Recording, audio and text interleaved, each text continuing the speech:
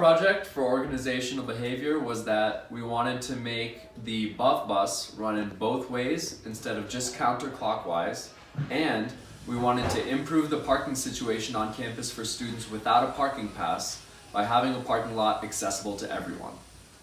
We emailed both parking and busing services at CU, and they both responded with individuals we could meet with to set up interviews.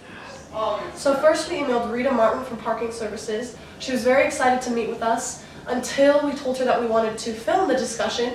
Then she immediately denied us, got pretty sassy, and told us that the only way that we could have a filmed interview with anyone was through the media relations at CU Boulder because it is a legal issue. So we decided to just follow our lead in busing services instead. We emailed Tom Christian from Busing Services and set up an interview with him at 4 o'clock, but we didn't tell him that it was going to be filmed so that he wouldn't deny us. So we have arrived at the transportation services for CU Boulder. We are going in to talk to Tom. I forget his last name, I'll tell you later. And yeah, we're gonna ask him a few questions, tell him our suggestions. We're gonna ask him if we can film, but he might say no, so who knows. And so yeah, this is gonna be great. Let's get it. Tom refused to be recorded because of legal reasons. So here's the gist of the interview. Come in. Hello, Tom. Hi. It's Mr. Christian. Oh, I'm so sorry. Sorry. It's so nice to meet you. Thank you for meeting with us. So we just have a few questions that we have written out and a few suggestions for the busing system, the buff bus. Mainly just the buff bus system. Go on. So we've noticed that there's a lot of discrepancies with the tracking in the bus app, and a lot of times the trackers are way off, or if they're working, you can see that a lot of the buses are really bunched up because the drivers can't see where they are in relation to each other, and it's caused a lot of traffic, and a lot of the buses will just come right one after another. So if they're not spread out or anything, and if you're not there at that time, you can't catch the bus. So we're wondering if there's any funding or any budget allocations you could have to like improve this system a little bit, because I think it would improve the satisfaction of your customers a lot.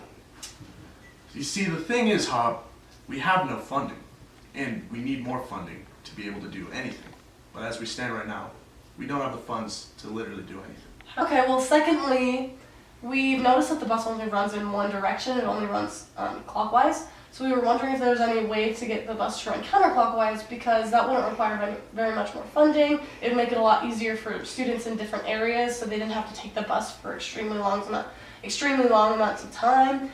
And it would just make it easier. You wouldn't need to add more buses. It would just make half of them go the other direction, and that way they wouldn't get bunched up as much.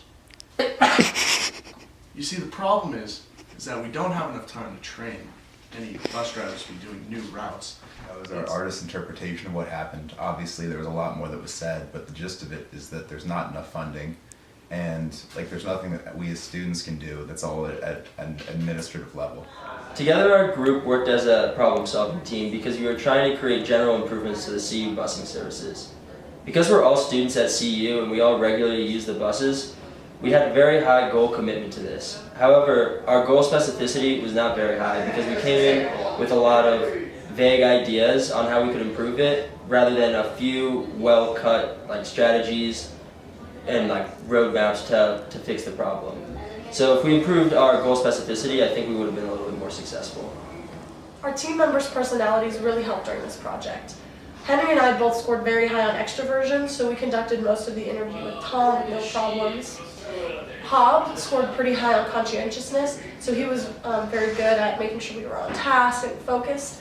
And then Viraj and Nick both scored high on openness, so they were very open to everyone's ideas and made sure everyone was heard, and we were collaborating well. The biggest realization from our project was that the culture at CU needs change drastically, especially between the staff and students.